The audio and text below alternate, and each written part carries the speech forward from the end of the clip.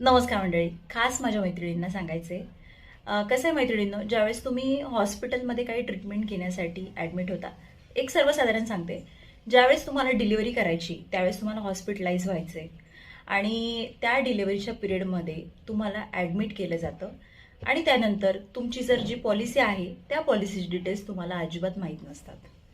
तुम्हाला ते माहिती असणं गरजेचं आहे. तुमच्या हजबंडची किंवा तुमची जी मिस्टर आहे त्यांची पॉलिसी कोणती आहे, त्या पॉलिसीमध्ये मॅटर्निटी बेनिफिट आहे का, बरं खरंच हेल्थ इन्शुरन्स घेतलाय का का कॅश बिलिंग आहे, हा प्रश्न सगळ्या महिलांना पडलेला नसतो. क्वचितच काही महिला असतात त्यांना सगळ्या गोष्टी माहीत असतात किंवा त्या सरळ सरळ म्हणतात मिस्टरांना माहिती आहे, हजबंडना माहिती आहे. तुम्ही काय करताय मग?